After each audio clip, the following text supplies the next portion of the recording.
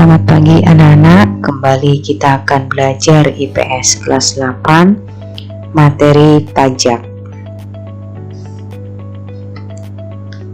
Apa itu pajak? Menurut Undang-Undang Nomor 28 Tahun 2007, pajak merupakan kontribusi wajib kepada negara yang terutang oleh orang pribadi atau badan yang bersifat memaksa berdasarkan undang-undang dengan tidak mendapatkan imbalan secara langsung dan digunakan untuk keperluan negara bagi sebesar-besarnya kemakmuran rakyat. Pajak memiliki ciri-ciri. Pajak merupakan kontribusi wajib yang berlaku bagi setiap warga negara. Pajak bersifat memaksa bagi setiap warga negara. Warga negara tidak mendapat imbalan langsung karena pajak berbeda dengan retribusi. Pajak diatur dalam Undang-Undang Negara Republik Indonesia. Unsur-unsur pajak meliputi subjek pajak. Apa itu subjek pajak? Subjek pajak bisa meliputi orang pribadi, warisan yang belum terbagi sebagai satu kesatuan, badan, dan bentuk usaha tetap. Subjek pajak dalam negeri. Subjek pajak dalam negeri menjadi wajib pajak atau orang pribadi apabila telah memperoleh penghasilan dari Indonesia dan dari luar Indonesia yang nominalnya melebihi penghasilan tidak kena pajak atau PTKP.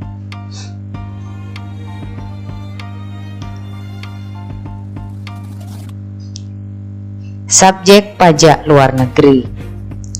Subjek pajak luar negeri merupakan orang pribadi atau badan yang bertempat tinggal di Indonesia atau di luar yang memperoleh penghasilan dari Indonesia, baik dari badan usaha ataupun tidak. Berikutnya, objek pajak. Objek pajak merupakan salah satu bagian dari unsur-unsur pajak karena bisa menentukan berapa tarif pajak yang Anda harus bayarkan. Pajak memiliki fungsi baik itu bagi negara dan masyarakat.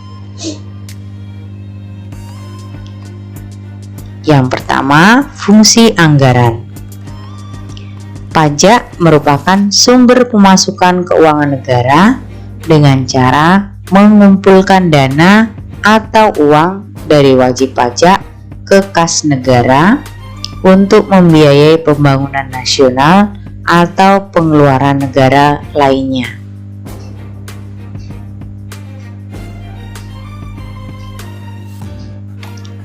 Yang kedua, fungsi mengatur atau fungsi regulasi. Pajak merupakan alat untuk melaksanakan atau mengatur kebijakan negara dalam lapangan sosial dan ekonomi.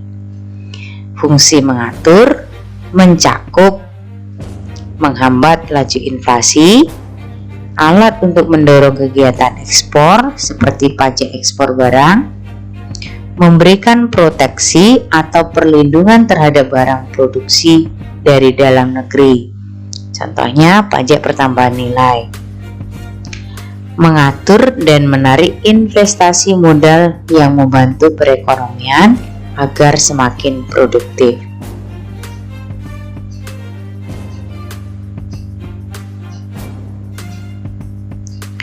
Fungsi pemerataan atau fungsi distribusi. Pajak dapat digunakan untuk menyesuaikan dan menyeimbangkan antara pembagian pendapatan dengan kebahagiaan dan kesejahteraan masyarakat.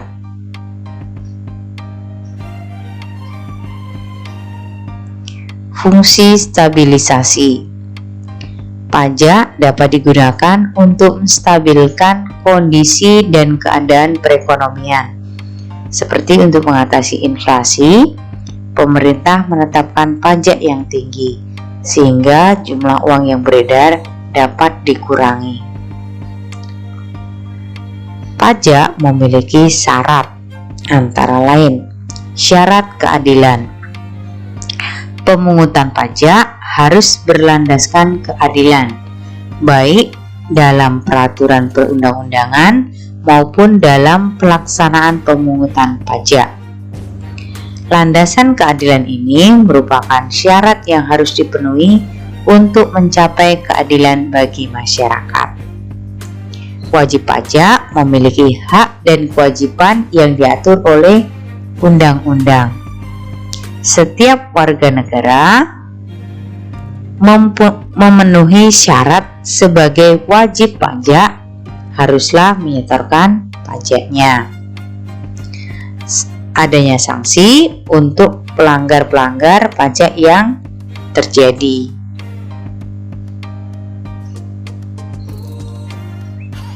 Yang kedua, syarat yuridis. Pemungutan pajak selalu didasarkan pada undang-undang yang berlaku.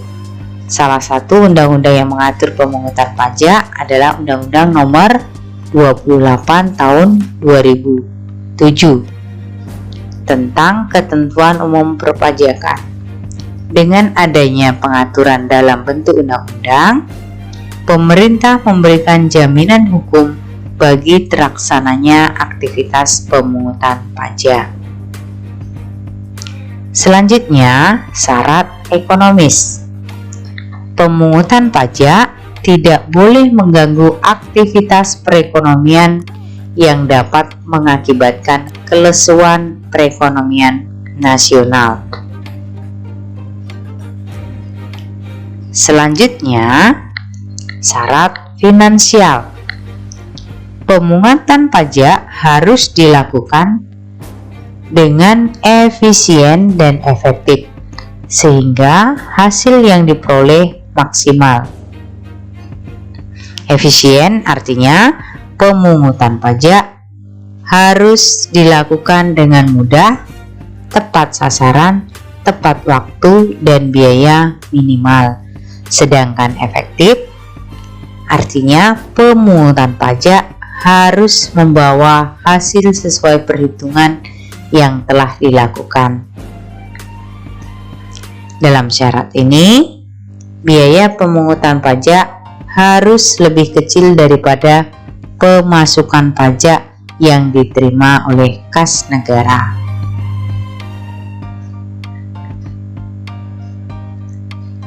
Selanjutnya adalah syarat sederhana. Artinya, sistem pemungutan pajak harus sederhana dan mudah dimengerti oleh wajib pajak.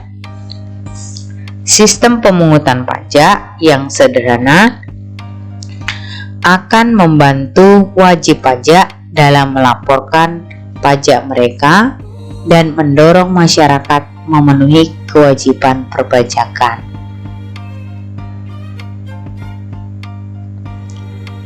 Pajak dapat dibedakan ke dalam beberapa jenis. Yang pertama, pajak menurut golongannya, yaitu ada pajak langsung, merupakan pajak yang bebannya harus ditanggung sendiri oleh wajib pajak yang bersangkutan dan tidak dapat dialihkan kepada pihak lain. Contohnya, pajak penghasilan, pajak bumi dan bangunan, pajak kendaraan bermotor.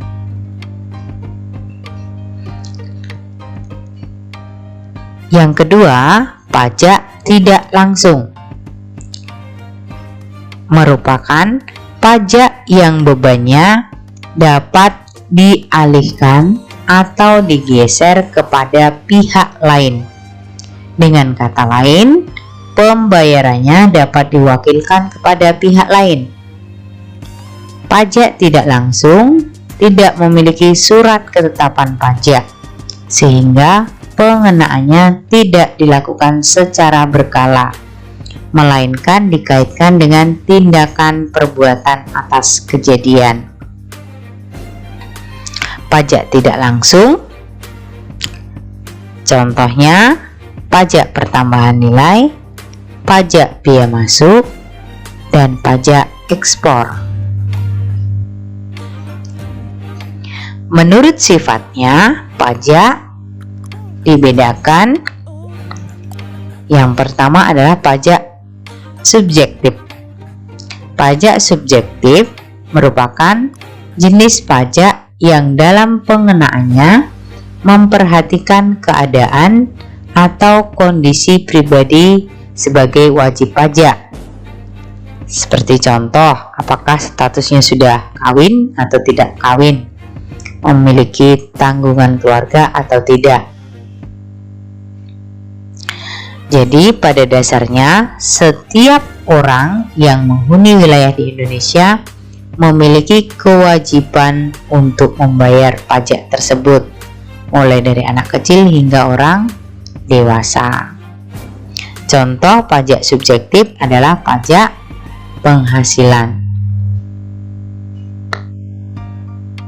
Yang kedua, pajak objektif atau pajak yang bersifat kebendaan, merupakan jenis pajak yang dalam pengenaannya hanya memperhatikan sifat objek pajaknya saja, tanpa memperhatikan keadaan atau kondisi diri wajib pajak. Lebih tepatnya, pajak objektif dikenakan kepada seseorang warga negara di Indonesia jika penghasilannya yang dimiliki sudah memenuhi syarat sesuai dengan undang-undang yang berlaku. Contoh pajak objektif seperti pajak pertambahan nilai, pajak bumi dan bangunan, dan pajak penjualan atas barang mewah. Menurut lembaga pemungutannya, pajak dibedakan menjadi dua, yaitu pajak pusat dan pajak daerah. Pajak pusat merupakan pajak yang biasanya dikelola oleh pemerintah pusat. Dalam hal ini adalah Direktorat Jenderal Pajak yang di bawah naungan Kementerian Keuangan. Sementara pajak daerah adalah pajak yang dipungut dan dikelola oleh Dinas Pendapatan Daerah.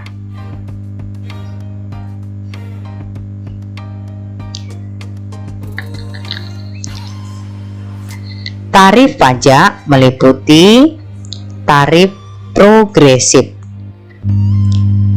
Tarif progresif artinya persentase tarifnya semakin besar mengikuti besaran nilai objek yang dikenai pajak. Artinya semakin besar nilai objek pajak, maka semakin besar pula tarifnya. Contoh tarif pajak progresif seperti pajak penghasilan. Di sini jika penghasilannya 50 juta maka tarifnya 5%. Selanjutnya jika penghasilannya 50 juta sampai dengan 250 juta maka tarif pajaknya akan naik menjadi 15%. Dan selanjutnya jika penghasilan kena pajaknya di atas 500 juta maka tarif pajaknya akan menjadi 30%. Di sini melalui contoh ini diketahui bahwa setiap kenaikan pajak, setiap kenaikan penghasilan akan diikuti dengan kenaikan tarif pajaknya. Tarif pajak degresif. Tarif pajak degresif artinya nilai persentasenya semakin kecil jika nilai objek yang dikenai pajak semakin besar, atau persentase tarif pajaknya akan semakin rendah ketika dasar pengenaan pajaknya semakin meningkat. Dengan begitu, apabila persentasenya semakin kecil, jumlah pajak terutangnya tidak ikut mengecil. Akan tetapi bisa jadi lebih besar karena jumlah yang dijadikan dasar pengenaan pajaknya semakin besar.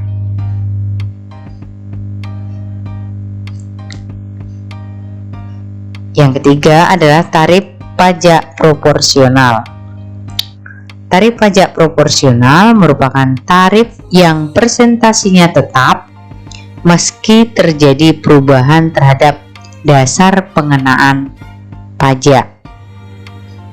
Contoh di sini kita bisa tahu dasar pengenaan pajaknya misalnya 10 juta, 20 juta, 30 juta, dan 40 juta. Tetapi tarifnya di sini proporsional, berarti tetap persentasinya, tetap 10%. Contoh pajak yang menggunakan tarif proporsional adalah pajak pertambahan nilai.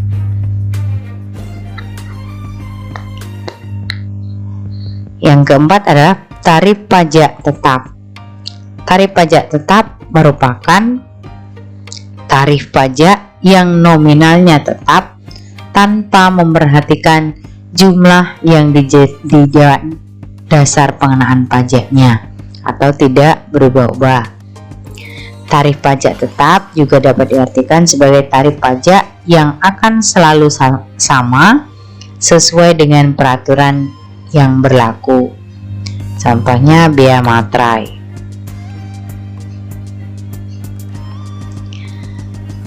Kita sudah membahas mengenai pajak, dan sekarang kita lanjutkan dengan membahas retribusi. Retribusi merupakan pungutan yang dikenakan kepada masyarakat yang menggunakan fasilitas yang disediakan oleh negara. Mereka yang membayar retribusi akan menerima balas jasanya secara langsung berupa fasilitas negara yang digunakan. Ini contoh retribusi. Retribusi memiliki ciri-ciri dan karakteristik. Antara lain, retribusi dipungut berdasarkan peraturan-peraturan yang berlaku untuk umum. Dalam hal ini bisa undang-undang dan peraturan daerah. Dalam pembayaran retribusi terdapat imbalan secara langsung yang dapat ditunjuk secara individual. Hasil retribusi digunakan untuk pelayanan umum berkait dengan retribusi yang bersangkutan. Pelaksanaannya dapat dipaksakan, namun paksaan ini bersifat ekonomis. Berikut perbedaan antara pajak dan retribusi. Kalau kita perhatikan dari keputusan, kalau pajak keputusan atau undang-undang dari pemerintah pusat, sedangkan retribusi keputusannya dari pemerintah daerah. Kalau kita lihat dari faktor ketetapan, pajak itu diatur dengan undang-undang, sedangkan retribusi ditetapkan dengan peraturan daerah. Untuk pihak yang memungut, pajak dipungut oleh pemerintah pusat, sedangkan retribusi dipungut oleh pemerintah daerah. Sifat pemungutannya untuk pajak wajib yang dapat dipaksakan, sementara retribusi tidak wajib. Imbalan atau jasa untuk pajak, wajib pajak tidak mendapat imbalan atau jasa secara langsung, sementara retribusi mendapat imbalan jasa secara langsung. Untuk perlakuan aturan pajak, aturan pajak itu berlaku untuk seluruh warga negara di Indonesia, sedangkan aturan retribusi berlaku hanya untuk daerah yang bersangkutan. Untuk sumber pendapatan, pajak itu merupakan sumber pendapatan bagi pemerintah pusat, sementara untuk retribusi merupakan sumber pendapatan dari pemerintah daerah. Nah, kalian sudah memahami ya apa itu perbedaan pajak dan retribusi. Demikian materi kita hari ini. Semoga kalian bisa memahaminya dengan baik. Terima kasih.